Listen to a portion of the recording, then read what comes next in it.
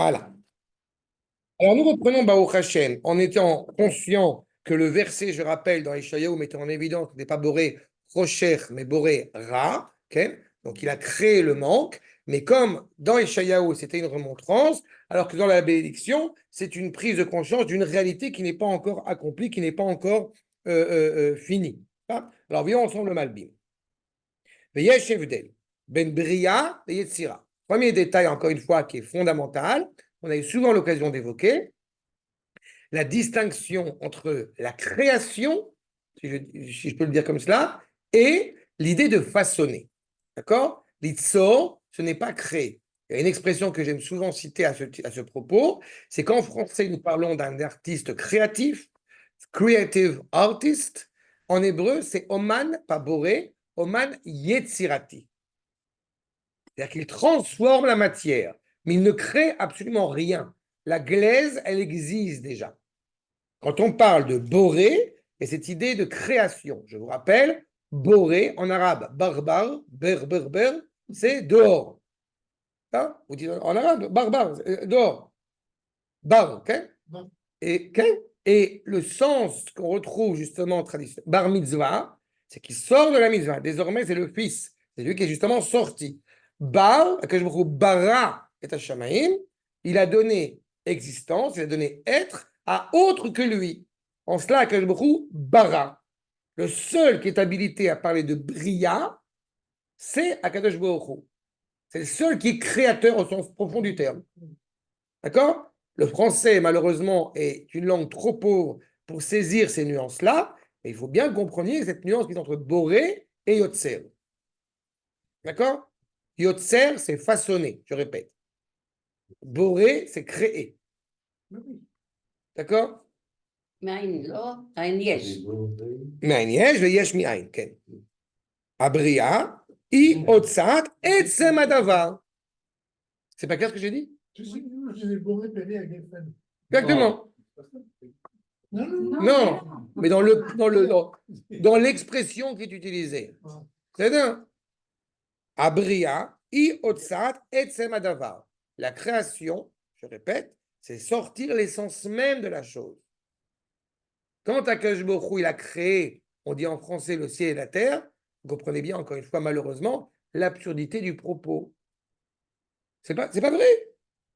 Shamaim va'aretz, c'est pas le ciel et la terre. D'accord? Shamaim va'aretz, c'est l'essence même de la dimension céleste, de la dimension qu'on pourrait dire spirituelle, et l'essence même de la dimension matérielle. Ce n'est pas encore la terre. D'accord? C'est fondamental.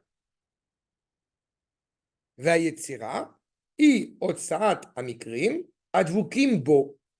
Ils existent déjà. On a élaboré. On a mis en forme. Viedua, bechokmat ma she'achar hateva, shekol etzem nose mikrim, ou mishtene bechach mitzad mikrav. Selon, clairement, justement, quand on va étudier, vous savez, il y a une grande question souvent qui est posée sur l'idée d'étudier Maaseh Bereshit, l'œuvre de la création. Alors, les gens vont dire, du coup, on n'a pas le droit d'étudier la géologie, la biologie, l'archéologie, toutes ces choses-là. Alors, c'est faux. Parce que si on dit l'œuvre de la création, certains vont te dire, ah ben non, alors, quand tu étudies la géologie, tu as un problème. Baruch Hashem, ce n'est pas l'avis de nos maîtres. Parce que justement, quand on étudie la géologie, c'est pas Maaseh Bereshit. Tu vois? On est en train d'étudier quelque chose qui est, encore une fois, purement technique, purement scientifique. La question de savoir si le monde... J'ai envie de dire, Bereshit, c'est pas Darwin. D'accord? Pour faire concret. C'est plus facile à... Voilà. Et celui qui veut essayer d'arranger Darwin ou d'arranger Bereshit, parce qu'il faut un avocat pour Dieu, vous comprenez, que je me il a besoin d'être défendu, sinon ça ne va pas, c'est qu'il n'a rien compris. Comme dit Mori Verabi, ni la Torah, ni la science. Donc c'est ça qu'on n'entendait pas. Tout ce que nous saisissons est toujours en deçà de la création elle-même. La philosophie a toujours existé. Bah non. Non, mais c'est simple à comprendre, mais c'est important de le signifier.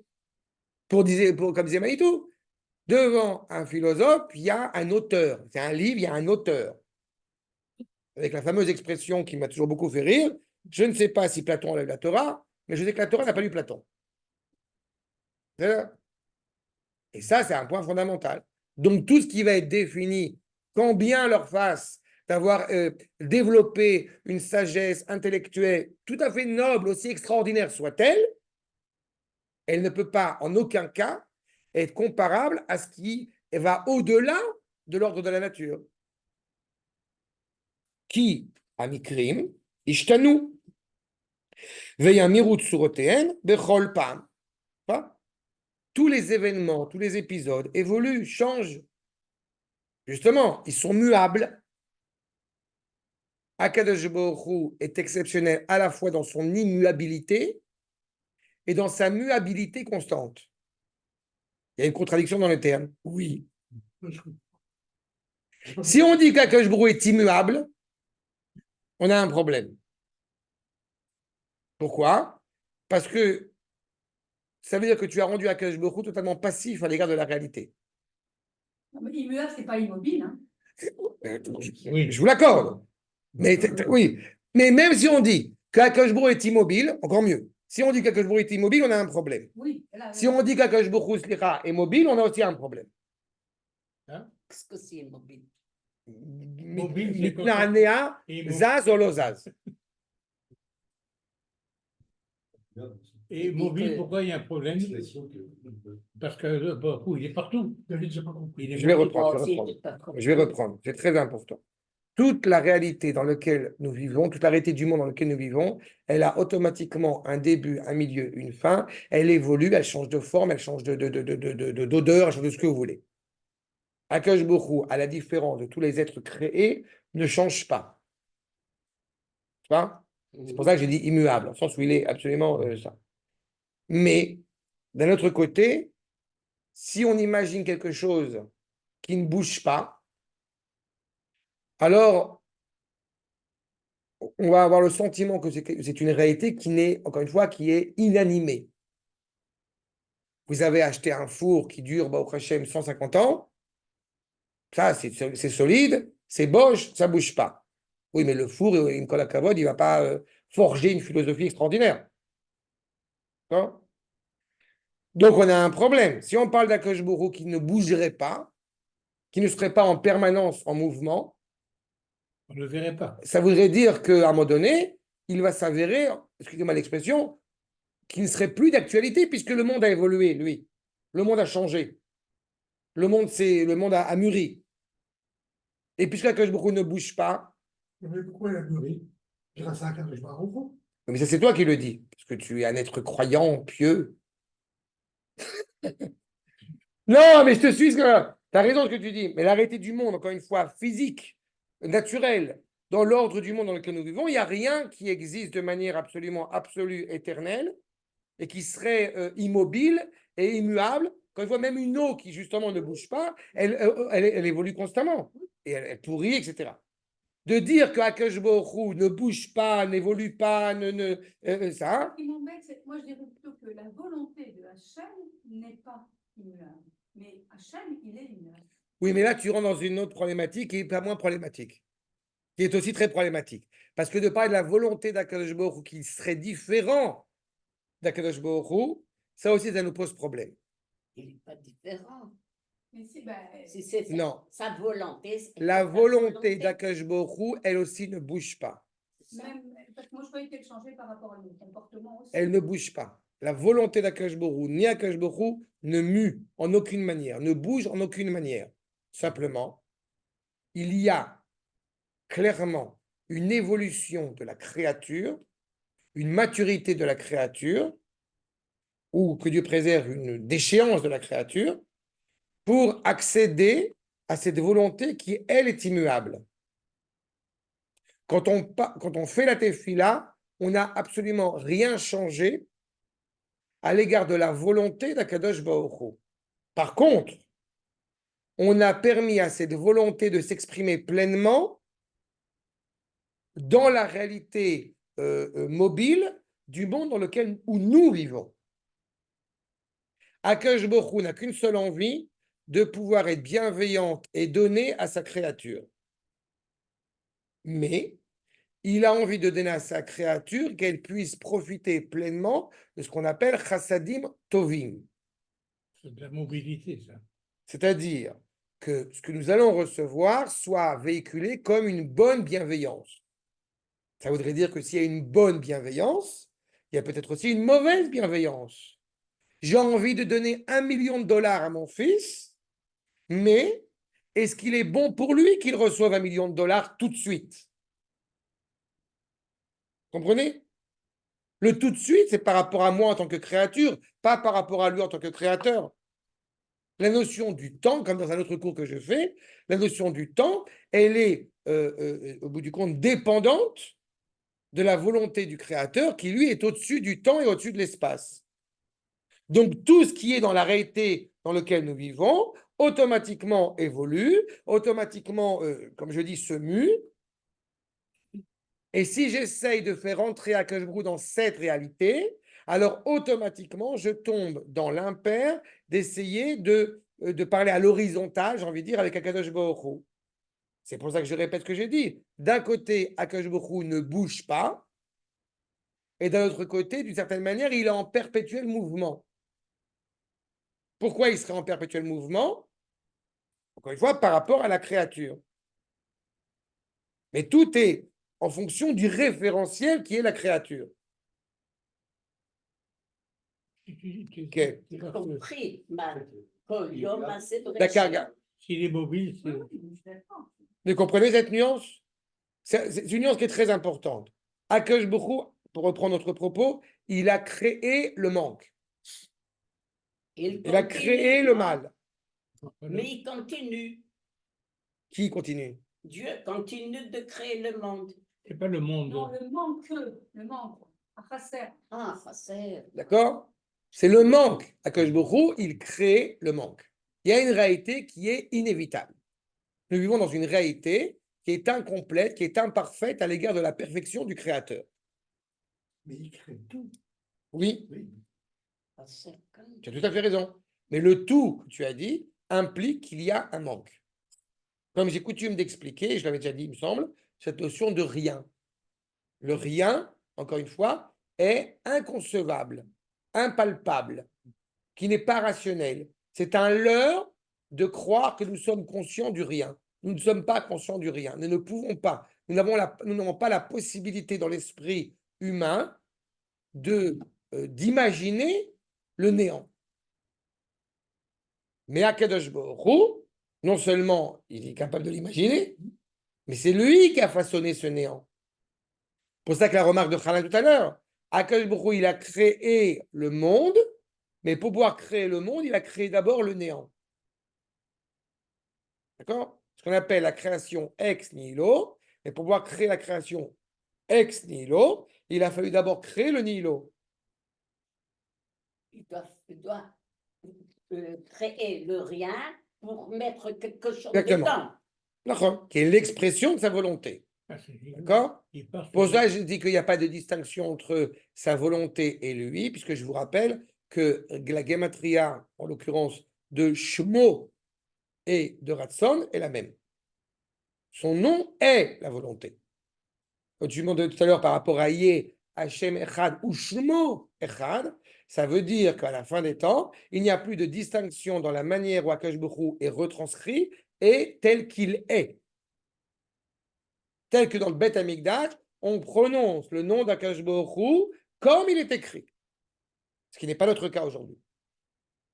Il y a une nuance, tu vois, entre ce qu'il est et ce qu'il représente pour nous. Ce qu'il représente pour nous, c'est le maître à bord, c'est Adon. D'accord? C'est en cela, où je te rappelle le Malbim, que automatiquement les choses se transforment, s'annulent, se renouvellent, ce qui n'est pas le cas, encore une fois, d'Akadosh Baruch Hu. Je ne peux pas me permettre d'essayer d'intégrer avec des concepts qui sont les miens. Je ne peux pas me permettre d'intégrer Akadosh Baruch Hu au sein de la réalité. si ce n'est par des termes qu'il m'a lui-même énoncés. J'ai souvent coutume de dire, est-ce que Akadosh Baruch Hu s'intéresse à la créature ou non? Si on dit, oui, Akadosh Baruch Hu, il pleure, il est triste, il est joyeux, il est contrarié parce qu'on a blessé sa créature, vous vous rendez bien compte de la problématique du propos. Le problème, c'est que c'est quoi l'alternative? L'indifférence. Donc, si on veut laisser entendre que Akadosh Baruch Hu serait totalement indifférent à la finalité de la création, ça ne serait pas non plus audible. Quelle est la solution? Akadosh Baruch Hu s'est révélé à nous comme s'il avait des sentiments Comme nous. comme nous. D'accepter un peu. C'est clair cette nuance? Oui, C'est pas clair ce que j'ai dit? Dibra Torah Belashon Bnei Adam. Quel Shom Adam? Pas il P. est- Quel il est- Shom Adam? il est parmi nous, quoi. C'est-à-dire, il est là, il est présent. Donc, Non, tu es tombé dans l'écueil que je ne voulais pas tomber. Je répète, c'est pas il est, Akadosh Baruch Hu, il se révèle d'une certaine manière, encore une fois, qui nous permet d'être attachés à lui, tout en étant hors de cette réalité. D'accord?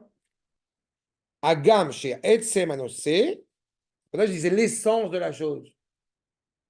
Allez, on revient, on repart chez Platon un petit peu. La table, le banquet, l'homme parfait, c'est la statue, c'est l'homme musclé. Il est bien gentil, mais ça ne peut pas représenter l'essence de la chose. Si quelqu'un vient et quelqu'un vous dit, ah, je sens ma neshama. Je ne sais pas ce que tu sens, mais ce n'est pas ta neshama. Non? Je sens les gens. Je me sens, je me Voilà. je me sens. Ou comme, ah oui, je le comme sens. Paul Newman dans Exodus. J'adore cet extrait. Il a dit dans les autres. Moi, les Juifs, je les sens. Là, il y a Exactement. Je les sens, les Juifs. Ah oui, je me rappelle. Il voit les Juifs, les Juifs de sang, et lui, il s'approche de lui, le nez sur le nez, pratiquement. Il dit, regarde, j'ai une paille dans l'œil. C'est vrai. Ah, Je sais, c'est des films de vieux, mais bon, c'est oui, ça, plus culte que ça, tu meurs. Ah, c'est ça. Agam she'etzem hanoseh, Agam she'etzem hanoseh, otam nishar velo ishtane. L'essence, cette étincelle inaltérable qui va animer l'essence même de la création, lui est immuable, lui ne peut pas bouger. Ve'im haya boré ha'or, lo haya makom lachosher. Si Akadosh Baruch Hu avait révélé une pleine lumière, pas vaï or, mais ve'aya or, il n'y aurait pas de place pour l'obscurité. Vous allez me dire, bah, éventuellement c'est génial, puisqu'il n'y a pas de place pour l'obscurité, puisque oui, dans la lumière constante.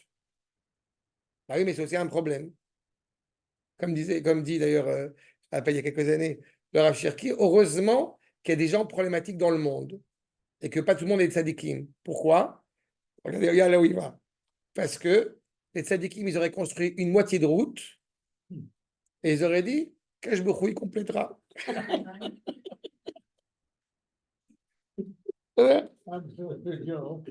רצוני, אם היה עניין האור עצם בלתי מקבל מקרים, לא היה משתנה, ולא יצוי החושך. On vivrait clairement dans une réalité où il n'y a pas de place pour l'obscurité. אבל, על ידי שיצר אור, והוא שעצם האור הוא עצם בעל מקרים, cette lumière, elle doit être présente dans le monde sans être, j'ai envie de dire, exclusive, sans être pas aveuglante, pas exclusive, aveuglante. Encore une fois, si on vit pleinement cette réalité lumineuse et que nous n'y sommes pas préparés, que nous ne sommes pas habilités, elle nous aveugle, elle nous empêche d'agir.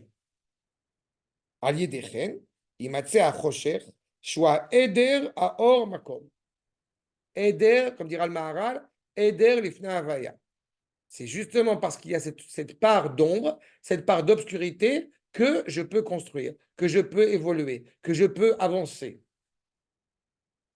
Et yeshna et aor, matzavo al yede atnoa, shu mikre kara el atzmo. Encore une fois, cette présence de l'obscurité m'oblige à aller avancer, à à être en mouvement.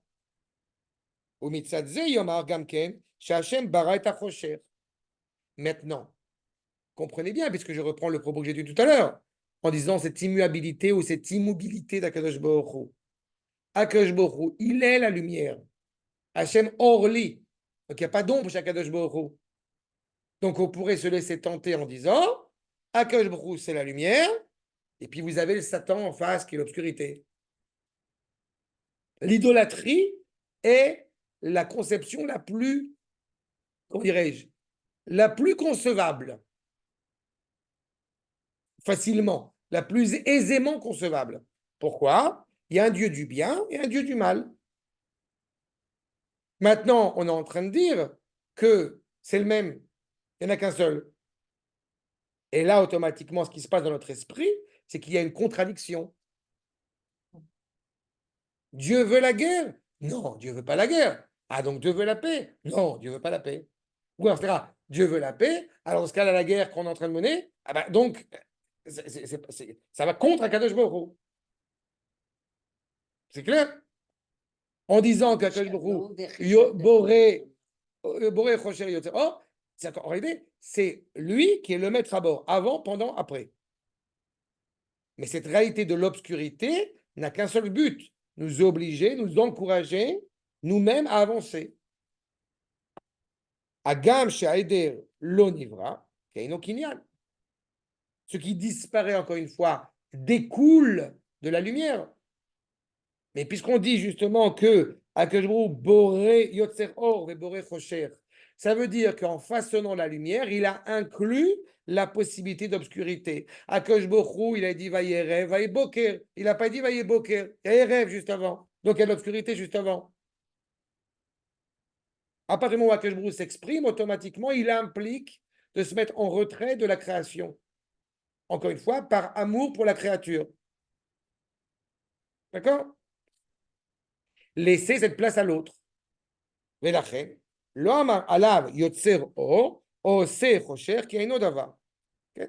Il n'a pas dit justement qu'il façonne cette obscurité ou qu'il la met en place. Elle est inhérente à la création en tant que création.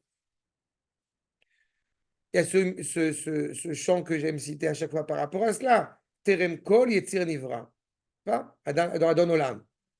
Terem kol yetzir nivra. Avant même qu'il y ait quelque chose, il est là. Avant même qu'il y ait la graine, la semence, l'indice de Terem Kol. Rak Hu Lo Davar Rak Boré. C'est lui et uniquement lui. Chez Shemze, Unach à la Etsem Amufshat, une réalité, encore une fois, qui peut nous apparaître abstraite, en tous les cas, qui est dénuée de tout artifice, de tout vêtement, de toute, encore une fois, réalité qu'on voudrait lui donner. Arum et Malboucham. Je reprends l'expression que j'ai dit tout à l'heure. De parler de l'essence même de la réalité céleste, réalité spirituelle, et de l'essence même de la réalité matérielle, cela vient en contrepartie à s'opposer à la thèse de Aristote, en disant que le monde a toujours existé, a toujours eu lieu. En disant que le monde a toujours eu lieu, et je répète ce que j'ai dit, étant incapable d'envisager le rien, on imagine ce qu'on ne peut pas imaginer, à savoir la réalité du jugement du rien. Donc on implique un monde qui a toujours existé d'une manière ou d'une autre. C'est pour cela que Bereshit, et c'est pour ça que Maaseh Bereshit, c'est au-delà de l'entendement. Et c'est pour ça que ça ne peut pas être étudié en public. Beaucoup aujourd'hui c'est la Kabbalah, peuvent être étudiés en public parce qu'on touche des domaines qui dépassent l'entendement de l'homme. Et pourtant, on s'adresse à lui. D'accord? Pardon? Oui. Je te rappelle que la problématique des Grecs, c'est d'accepter la sagesse hébraïque, mais en tant qu'immanente, pas en tant que transcendante. Pourquoi? Si, Shimon HaTzadik. Oui, mais Shimon HaTzadik, il a rencontré les élèves d'Aristote. Ils se sont rencontrés. Il y a une influence. D'accord. Okay. Oui, non, de toute façon. Mais c'est de rapport transcendance. Eux, ils vont appeler ça la muse. C'est une invention, c'est un truc genre magique qu'on ne sait pas expliquer. La nature est bien faite. Non, non, nous on pointe du doigt, on sait de qui on parle. Shem Amikrim, Asher Ba Mitaharu Lanu. D'accord. Top. Je pense que c'est clair sur ce point. On va avancer un tout petit peu ce qui est en gras. D'accord? Aliédé Shiyatsar et Or. Ve Ashalom. Shua Mitsiut Havaya. Oh. C'est très important. Akash Baruch Hu, il a donc façonné cette lumière, façonné la complétion. Pourquoi est-ce qu'il y a besoin de stipuler cela si l'obscurité est inhérente à la création? Puisque le créateur étant parfait, la créature étant imparfaite, donc automatiquement, eh bien, pourquoi il y a besoin d'ajouter qu'Akash Baruch Hu, il façonne la lumière?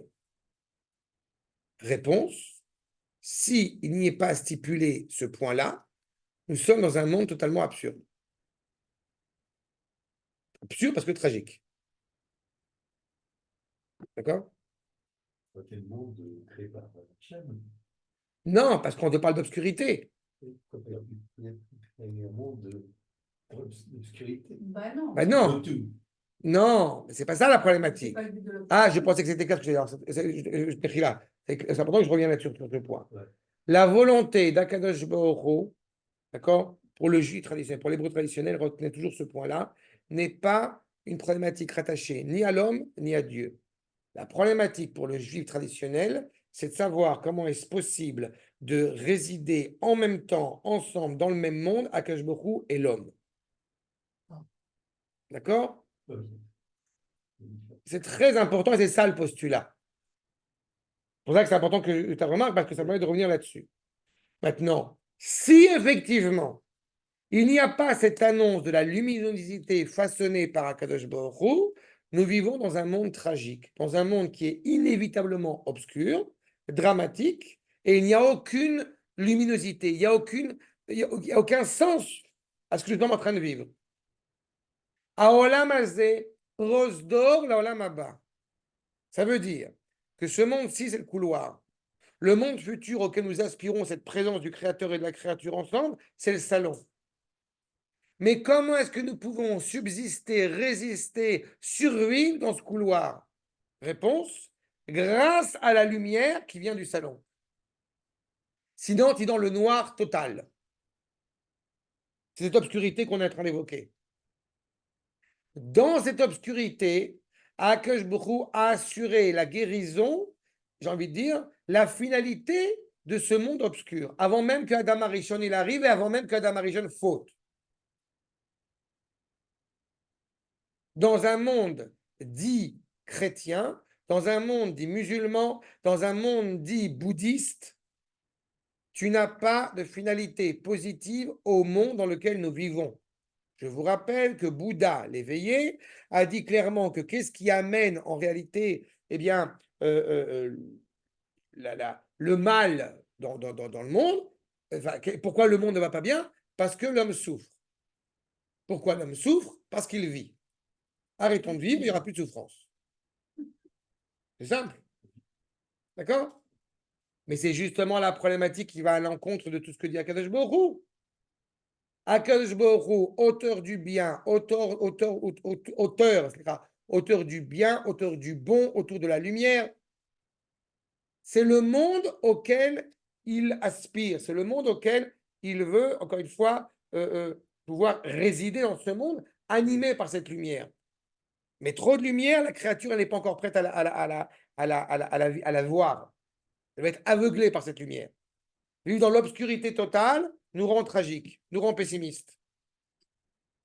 Donc, il faut être conscient de cette présence de l'obscurité, tout en étant conscient de la finalité positive de cette réalité. Vous vous rappelez, j'avais expliqué ça la dernière fois. Quand les Kohanim se prosternent dans le Beth Amikdash de bon matin, ils se prosternent avec dos au soleil. Parce que celui qui permet au soleil de luire, c'est Akadosh Baruch Hu. Donc le soleil est un serviteur. Ce n'est pas lui la lumière. Donc, Shalom, Shehu, Amitziut Havaya, la réalité même de celui qui est, de l'être, Retzono lomar. Al yidei shebara metziut etzem bal mikrim. Akadosh Baruch Hu, il a façonné une réalité qui est à la fois manquante et à la fois accomplie. Chez Mitzadze, ou Mishtene Bechach. Il y a automatiquement une mutation de la révélation d'Akadosh Baruch Hu dans ce monde. Qu'est-ce que j'appelle une mutation? C'est-à-dire qu'il y a un changement de nom, un changement d'attribut. C'est le même, mais il s'exprime de manière différente. Dans le monde dans lequel nous vivons, nous cernons la présence du Créateur, n'est-ce pas, en tant que Elohim, je le rappelle. Elohim, donc un pluriel. Propriétaire de toutes les forces. Mais derrière cette réalité multiple, plurielle de forces, il y a celui qui est un et unique, dont nous témoignons de son unicité. D'accord?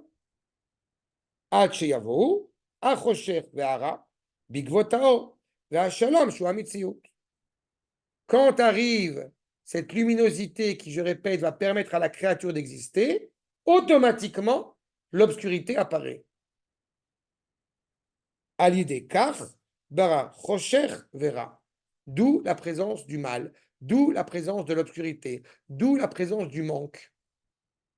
Ou becholzot, et néanmoins, ani Hashem ose kol ele. C'est moi qui fais tout ça. Je suis le maître à bord. Hashem melech, Hashem malach, Hashem imlor. Écouda. Tous ceux qui veulent essayer de s'opposer à nous, en pensant vous êtes un peuple comme les autres, vous êtes une nation tout aussi naturelle que nous, chrétiens, judaïsme, machin, truc. Non, vous êtes là, on est là. Comme j'aime à le répéter, les nations ne sont pas comparables aux singes, et c'est d'ailleurs, les nations sont des êtres humains, mais nous, on est Superman. D'accord? Parce que la pensée d'Israël, je répète Mechila David, parce que la pensée d'Israël, c'est la deuxième partie de la bénédiction du schéma, elle anticipe la création du monde. Il faut être toujours conscient de cela. Toutes les nations sont rattachées à l'ordre de la nature d'Israël, elle est hors nature. Elle est rattachée à cet absolu. Et je répète, parler d'Akadosh Baruch Hu en ces termes peut relever du credo, de la subjectivité. Moi, j'ai dit, un être croyant. C'est pas du tout méprisant, au contraire. Mais ça relève du credo, du credo, c'est-à-dire du credo même subjectif. Si Akadosh Baruch Hu ne s'était pas révélé, j'ai envie de dire, en personne, à nous, au Mont Sinaï. Je vous ai sorti d'Égypte et par la même occasion, je vous rappelle, c'est moi qui ai créé le monde. Ah, c'est toi, c'est le... Ah oui? C'était vous, le mari de la mariée? C'est ça la grande trouvaille. Enchanté. On ne peut pas témoigner de la création du Créateur en tant que Créateur. C'est un témoignage dont nous n'étions pas présents pour en témoigner. À chaque fois qu'on a parlé de la création de Maaseh Bereshit, on est toujours en retrait, on est toujours après coup. Excusez-moi pour quand j'essaie d'expliquer cela de manière un petit peu cavalière, mais on est incapable d'imaginer comment est-ce qu'on a été façonné. Excusez-moi pour un petit peu le côté un peu. On est incapable d'imaginer comment on a été façonné. Et Dieu sait combien techniquement, on sait pertinemment comment on a été façonné. Tu vois? Cette notion-là, si je fais un parallèle avec cette notion de création, il y a une sorte de retrait naturel, de distinction naturelle, de mise en recul, de recul nécessaire. D'accord? Même mieux que ça, comme j'ai souvent dit à des jeunes sur ce sujet-là, je dis, si vous êtes gêné par rapport à la question, c'est que vous êtes en bonne santé. Quand on n'est plus gêné par la question, c'est qu'on a un problème. Vous voyez ce que je veux dire? C'est ce recul qu'on a à l'égard de ça. On est incapable d'imaginer, j'ai envie de dire en rigolant, on est incapable d'imaginer nos parents jeunes, et pourtant ils ont été jeunes. Ce lien avec le Créateur est toujours en deçà, je le connais que en tant que Créateur, et pourtant il est là, et pourtant c'est lui le maître. Et pourtant c'est lui qui va même nous demander de le nommer. Aliédézé, Kol ze asa Hashem. Comme il est notre père et nous, c'est ses enfants, alors on l'approche de lui. Et comme j'ai dit tout à l'heure, c'est quoi notre père? C'est pas un être biologique, ni le père biologique. Ce qui nous Non. importe, c'est le lien On qu'on l'a entretient avec lui. attaché. Pardon, j'ai pas entendu? Le lien affectif. Ok. C'est pour ça que j'ai commencé par le Mamad Arsinaï. Bon, je reprends. Alze Ama, Kol ze asa Hashem ameave ametzi. D'accord? Ameave qui donne être, qui donne réalité à cette réalité. Kilou leze, lo ayev shar laasot, ve legamer ametziut, kefi shiratza chokhmato, ve retzono yitbarach. Je répète, la volonté d'Akadosh Baruch Hu est d'être présente avec la créature dans cette création. Par conséquent, si le monde est totalement obscur parce que c'est inévitable puisque la créature est imparfaite, alors le créateur ne peut pas y résider. Si la création est totalement lumineuse, sans place pour l'obscurité, la créature ne peut pas y résider. Donc il faut créer une réalité où il y a cette part d'ombre, cette part d'obscurité, pour permettre à la créature de compléter, d'avancer, de s'améliorer et d'être suffisamment digne de pouvoir accueillir cette pleine luminosité. Nous dit le Midrash, pourquoi est-ce qu'il y a écrit Vaï Or, pourquoi est-ce que la lumière n'a pas été pleinement diffuse? Pour les Akot et Tasadikim, pour rendre méritants ceux qui sont justement justes et qui ont permettre à cette lumière, encore une fois, d'être encore plus présente. Chez les Grecs, c'est une malédiction. Chez nous, c'est une bénédiction. Vous vous rappelez l'allégorie de la caverne? Pas? On ne peut pas faire autrement, on est coincé. Si tu vois la lumière, tu vas être aveuglé, t'es foutu. Nous, on dit non. Akadosh Baruch Hu qui est bienveillant à notre égard, il a fait en sorte qu'on soit capable d'avoir des bonnes lunettes de soleil pour pouvoir regarder le soleil. Ou bechol zot, akol asa, voyez, akol asa mitzada tov.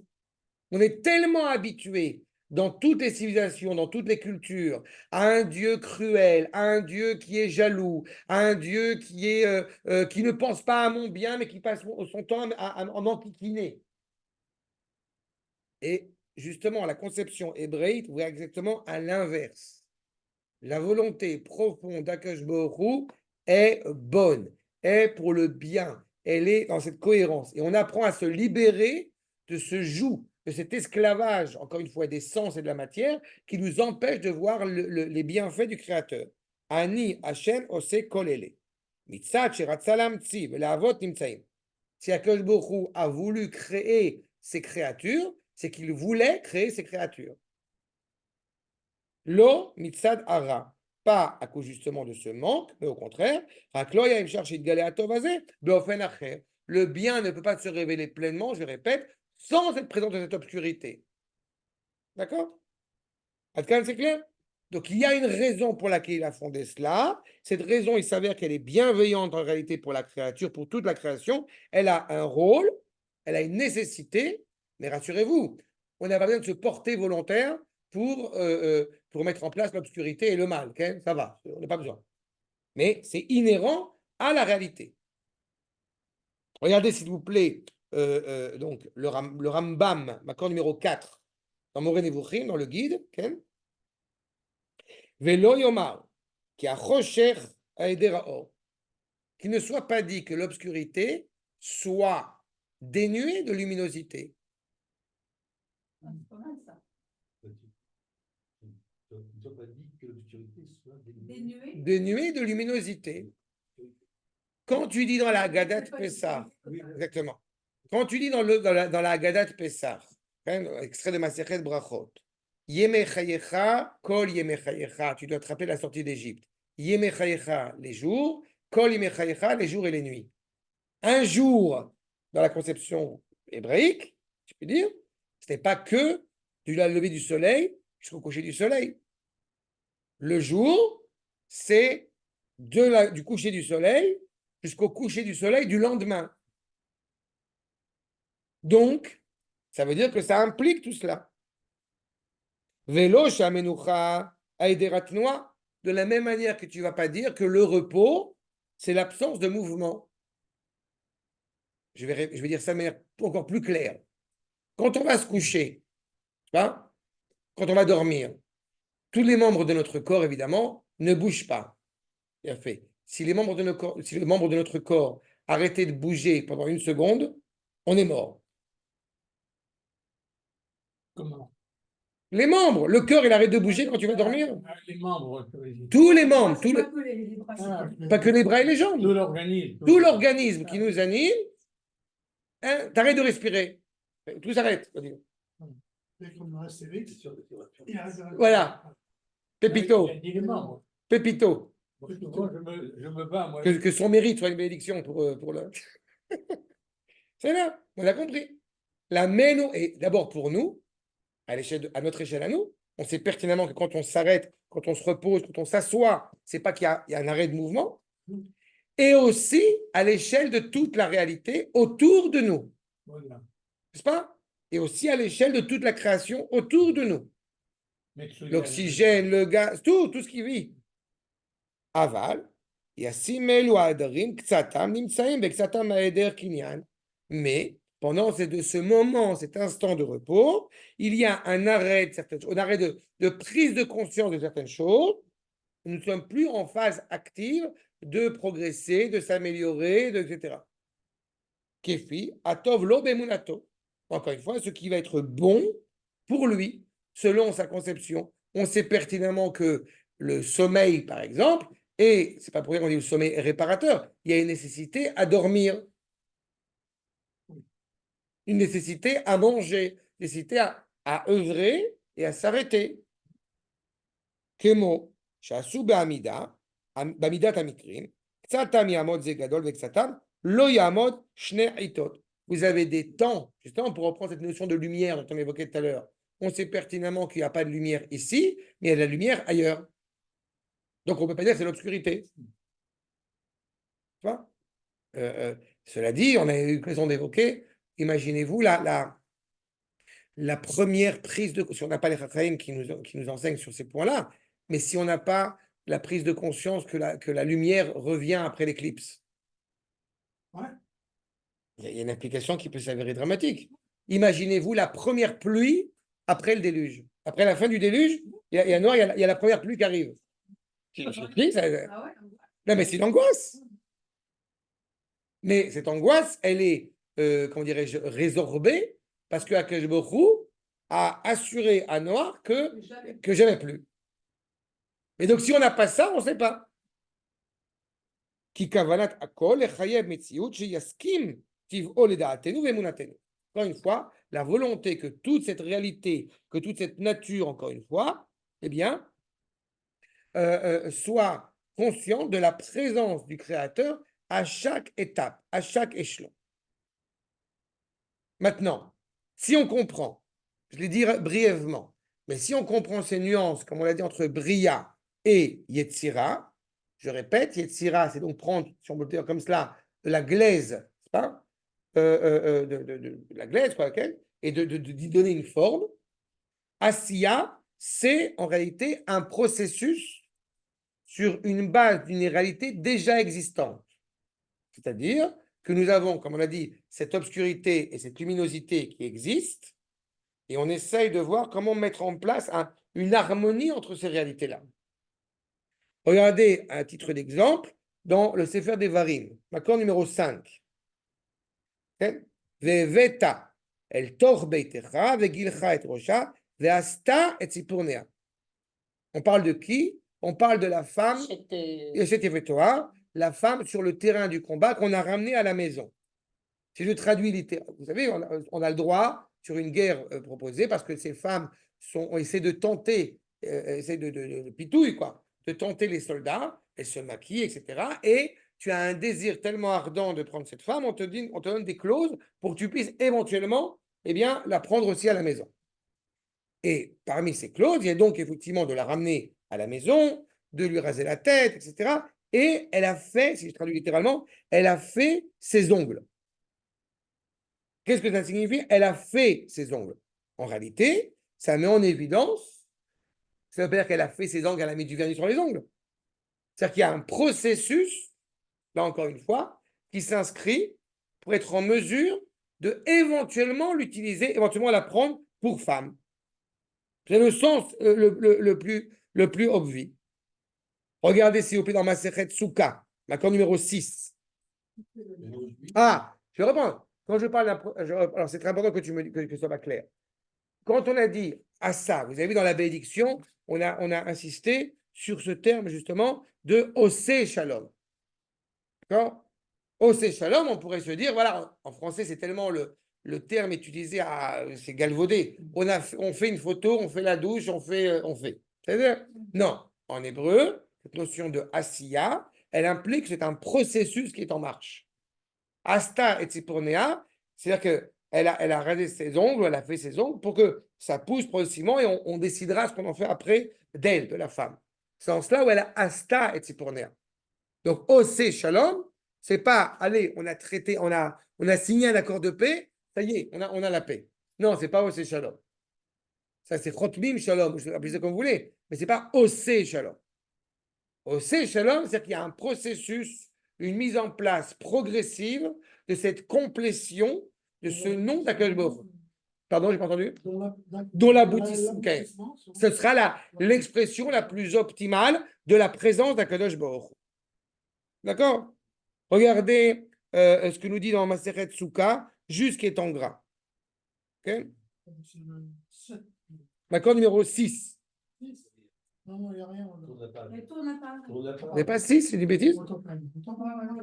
D'accord? Regardez ce qui nous est développé dans Masechet Souka. Chassidim ve'anshei maaseh. Bon, les gens des maîtres de Torah, les gens qui œuvraient, ayou meragdim, lifnem, on parle dans la simcha de Bet HaShoeva. On arrive à Simchat Torah au Bet HaMikdash, et vous avez donc des maîtres, etc., qui sont en train de danser, avec des flambeaux, des flammes sur le nez, sur la tête, be'avukot, shel or, shebiadehen, ve'obrim lifnen, divrei shirot, ve'dishbachot, des louanges, les Lévim sont en train de jouer de la musique et de louer, de chanter, le kinarot, benevalim, les harpes, les lyres, ou metzaltaim bechatzrotrot, ils jouent de la trompette, au beklishir, etc., etc. On est dans cet environnement-là. Et je poursuis ce qui est en gras. Tokin ve'olchin, ad shemagin leshar ayotse mizrach. Egiou leshar ayotse mizrach, afrou penem. Nous parlons de cette simcha de Bet HaShoeva. Même là, vous comprenez que pour arriver à la simcha de Sukkot réelle, il a fallu qu'il y ait Rosh Hashanah et Yom Kippourim juste avant. C'est un processus. Et même dans ce processus, pas tout le monde va danser. Mais on arrive au Bet HaMikdash. On arrive à cette porte est du Bet HaMikdash. Que vont faire les Kohanim? Afrou Penehem la Maharav. Ils tournent leur tête vers l'ouest. Ve'amrou avotenu, shayu b'makom hazeh achorehem el echal Hashem. Nos pères qui étaient là avaient le dos clairement au soleil, ce qui est sous-entendu. B'makom hazeh achorehem el echal Hashem, ou penem kedma, et leur visage à l'est. Ve'ema mishtachavim kedma, ils se prosternent à l'est, donc le soleil couchant, le soleil levant. Okay?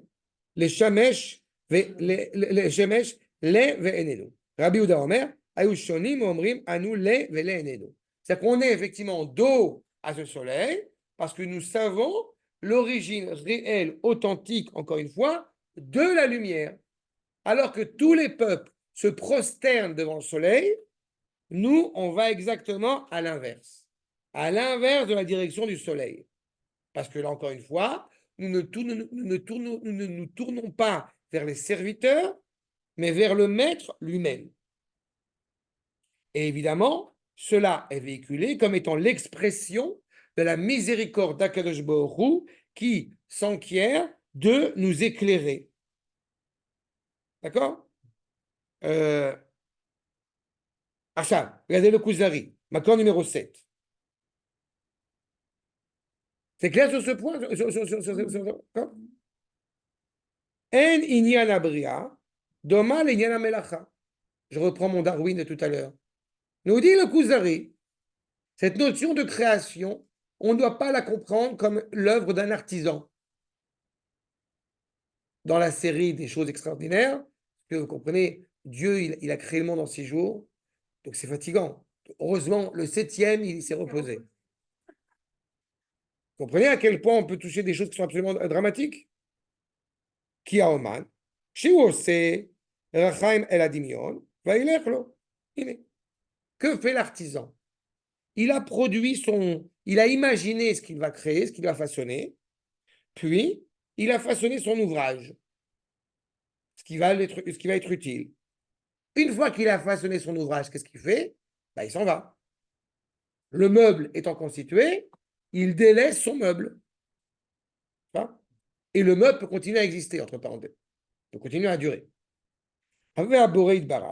Boré, האיברים ונותן להם כוחות, וממשיך להם עם הרגעים. C'est ce que j'appelle le cordon ombilical constant entre le créateur et sa création. Si le créateur, pendant une seconde, il abandonne sa création, la création est foutue. Mais alors, foutue. Comme a dit De Funès dans le Cornio, en parlant de Bourville. On est foutu. Alors là, mes enfants, on est foutu. Veilu, ayu ma'alim, alev istalkut, hine. Ayu ma'alim, alev istalkut, ashgachato, ve'anagato, rega echad, aya nifsad, haolam kulo. Le monde entier courrait à sa perte. Il n'y a plus d'histoire, il n'y a plus de sens, il n'y a plus de création. Chaque seconde, pour reprendre ce que tu dis tout à l'heure sur Akadosh Baruch Hu, il crée. Encore une fois, ce n'est pas créé, mais chaque seconde, Akadosh Baruch Hu entretient un lien avec sa création qui l'empêche de tomber dans le néant. Ce n'est pas parce que le soleil s'est levé hier matin qu'il va se lever ce matin et qu'il va se lever demain matin. Ça ne veut pas dire non plus que chaque matin, waouh, quelle surprise, Akadosh Baruch Hu a recréé le soleil. Non, le cordon ombilical. Il y a une nourriture constante qui est fournie par le Créateur à sa création, qui permet à ce monde d'être. Et évidemment, la réaction la plus logique et la plus cohérente de la créature à l'égard de ses merveilles, n'est-ce pas? C'est de s'en émerveiller et d'être profondément reconnaissant à l'égard d'Akadosh Baruch Hu. Est-ce que nous devons, constamment être dans l'extase à l'égard de la création? Oui et non. Est-ce que nous devons ne pas profiter de la création? Certainement pas. Mais comme dit le verset célèbre, Makor numéro 8, Marabu Masecha Hashem, Ulam Bechorma Asita, Melea Aret Kinyanecha. Combien sont grands, combien sont nombreux tes actes. Vous voyez, Maasecha. On retrouve cette notion de Asiya. C'est un parachèvement de l'œuvre. C'est une construction. Le présent, comme j'aime à le rappeler, est hors norme, hors temps. Le présent est une invention. Il n'existe pas dans la conception, encore une fois, textuelle, terrestre, dans lequel nous vivons. Dès que tu dis « je suis », c'est déjà du passé. C'est pour ça qu'en hébreu, il n'existe pas. Le nom d'Akadosh Baruch Hu, c'est le verbe être par excellence. Donc, comme Marabu Maasecha, Hachem, Kulam Bechorma Asita.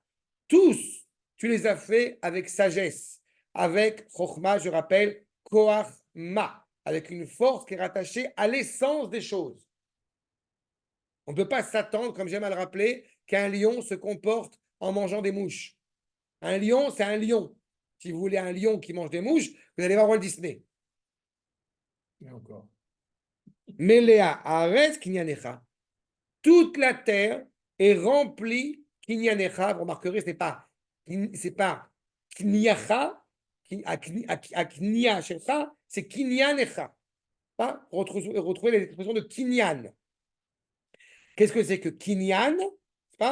Comme sous la choupa, il y a un Kinyan. Rappelez-vous, je n'ai pas acheté ma femme. Kinyan, c'est qui a été célébré un lien indéfectible entre mon épouse et moi, par le prisme de ce Kinyan. C'est l'acquisition de cette relation, de ce lien. Ce n'est pas la femme qui est acquise. Donc, de la même manière, Akadosh Baruch Hu, en façonnant le monde, il entretient un lien indéfectible à l'égard de sa création. Kinyan Kachan. Non, avec un coup, ça dit. Kinyan, okay. Nous dit le Malbim, accord numéro 9, Marabu, Alpizé, Isayem Be Afla, Al Chokhmat Hashem. Première évocation. combien est grand. Dans le marabout, il y a évidemment, pas le marabout, ok. Dans le marabout, il y a cette exaltation à l'égard de la sagesse d'Akadosh Baruch Hu.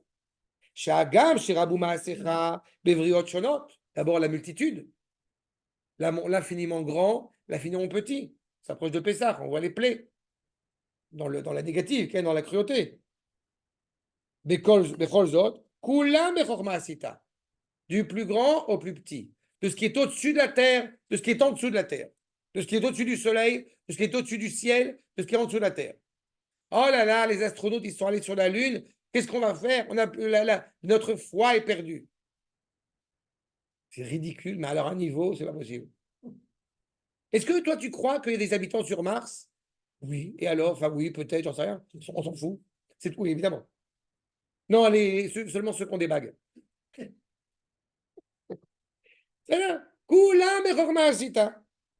Chez a kinot lekol echad. Chez chinot lekol echad. Et haemsaim. Chez alpiem itkayem. Akadosh Baruch Hu a fait en sorte que chaque réalité, que chaque créature, que chaque plante, que chaque pierre, tout cela existe, encore une fois, sans automatiquement avaler son prochain. Un des drames, vous savez pertinemment, j'avais l'occasion d'en parler, un des drames dans la protection de l'environnement, c'est que avec ces migrations de populations animalières, eh bien, il n'y a pas forcément un renouvellement auquel on pourrait s'attendre. C'est-à-dire que quand le lion va courir après la gazelle, si je prends un exemple très concret, la gazelle qui est un peu vieillissante, elle court moins vite, donc elle se fait attraper. C'est très bien. Elle se fait attraper, mais il y a des nouvelles gazelles. Il y a la chaîne alimentaire. Mais si jamais, eh bien, on ne permettait pas à cette vieille gazelle ou à cette jeune gazelle de courir, ça créerait une extinction de certains animaux. S'ils sont plus utiles à la création, évidemment, c'est logique qu'ils disparaissent. On n'est pas désespéré, mais on comprend cette problématique-là. Mais Akadosh Baruch Hu a façonné un monde où chaque élément de la création peut coexister. C'est partie de ce tout, c'est partie de cette réalité. Okay? Ivla echad et travero. Lo ivla echad et travero. V. Les baalei chaim achalushim, ceux qui sont les animaux faibles, echinot maon ou misgav, mipnei achazakim. Il a préparé clairement une possibilité de se défendre face à ceux qui sont plus forts. Vous savez que les hérissons, il s'avère qu'il faut, dès leur plus jeune âge, il faut faire en sorte de les séparer un peu de leur mère, dès qu'il y a des piles qui poussent. Par contre, il y a quelque chose comme ça, si je me rappelle bien, que ça peut tuer, ils peuvent se tuer entre eux à cause des épines. Mais tout cela, encore une fois, montre bien j'ai entendu une fois la girafe. La girafe qui a la possibilité parce qu'elle a un cou tellement grand, et apparemment dans la procréation avec la girafe, bref, le girafon, non, le girafon c'est le bébé, eh bien, ils peuvent perdre de l'oxygène. Hershey Akadosh Baruch Hu, il a fait un truc, qu'ils ont un déplacement, je ne sais plus exactement, mais du coup, qui permet de pas manquer d'air au moment de l'intimité de la saillie, si je peux parler comme ça, avec la girafe femelle. Tout a été fait Il y a plein de trucs comme ça qui sont absolument extraordinaires. à la perfection. Non, Nous-mêmes, c'est très émouvant. Mais je ne dis pas ça pour jouer les. C'est super émouvant à étudier. Moi, justement, encore une fois, je reviens sur ce que j'affectionne particulièrement. C'est très émouvant de voir les merveilles de la science et de voir l'exactitude dans la biologie, dans la physique, de voir comment. Encore une fois, et je suis un moins que rien, mais je suis ému de voir ces précisions, cette présence dans chaque terre, de chaque lopin de choses. D'accord? Béofen, chez Méléa Arès Kinyanecha. Justement, la terre est remplie de cette acquisition du lien que tu entretiens avec cette terre. Mais Kulam Eshlem Kiyum, tous en existence, Ve Aminim, Lo Yochlu. Ve Aishim, Yitrabu, Kefi Atzorer, Achimalu Arets. Et toute la terre va se remplir de cette sagesse, encore une fois, sans qu'il y ait le sentiment Tout le monde est inquiet. Qu'est-ce qu'on va faire qu'est-ce qu'on va faire dans quelques milliards d'années, ou je ne sais quoi d'autre, dans quelques centaines d'années? Il y a une surpopulation, il n'y a pas assez pour tout le monde. Mais c'est terrible de penser comme ça. Ça laisserait entendre qu'il n'y a aucune cohérence sur Terre, alors qu'on sait pertinemment que chacun a sa place. Tout le monde peut s'y retrouver. La rétribution des richesses, etc., n'était pas forcément à la hauteur. C'est exactement la problématique. Reconnaître la sagesse d'Akadosh Baruch Hu, justement, proclamer l'unité d'Akadosh Baruch Hu, c'est être conscient que j'appartiens à cet édifice absolument extraordinaire. D'accord? Qui s'inscrit justement, encore une fois, dans des lois définies par le Créateur lui-même. Ouais. Je termine peut-être par ma cour numéro 10, si vous me permettez, juste par rapport au Rambam, et on s'arrêtera là, Bezrat Hashem. L'accord numéro 10 que nous dit le Rambam. Kol הנמצאים חוץ מן הבורא מצורה ראשונה עד יתוש קטן שיהיה בטבור הארץ הכל מכוח אמיתתו נמצא. Point enseignement fondamental. Et je vous fais remarquer que c'est dans Ilchot Isodei Torah. C'est le Rambam, c'est Halacha.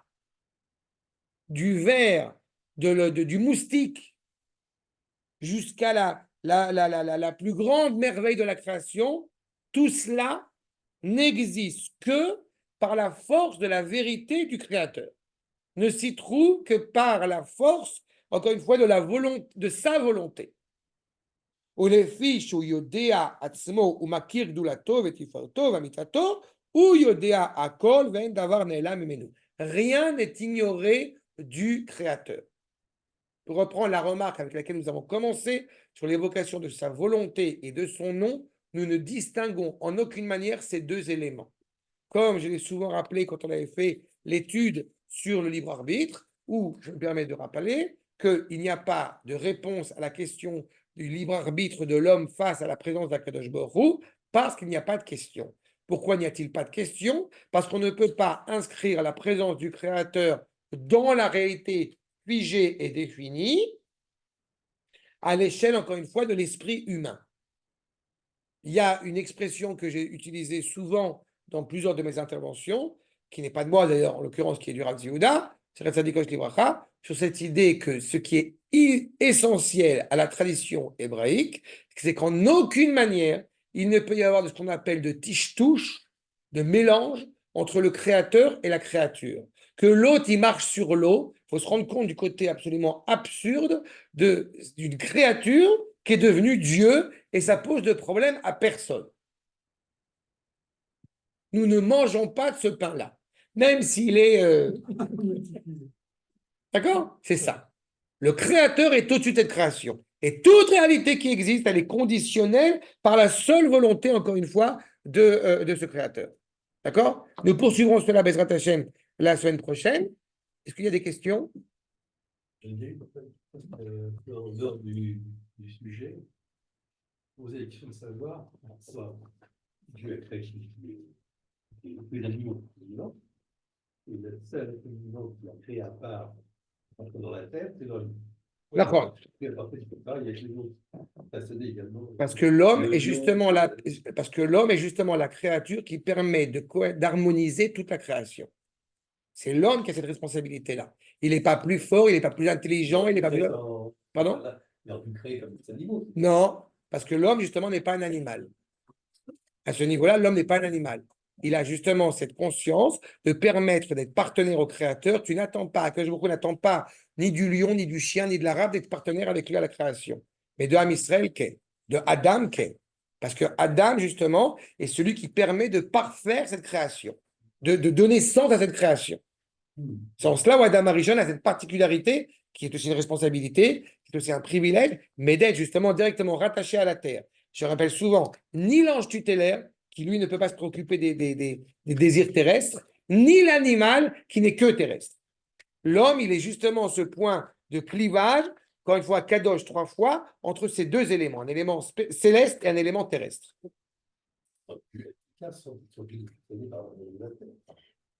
Mais la terre n'a pas réussi à sortir un être humain, je te rappelle. La terre en elle-même. Il a fallu que je brousse Saint-Gère. C'est les premiers cours de Derech Hashem qu'on avait fait sur le sens même de l'homme. D'accord? C'est clair? Shabbalam Kol Tuv.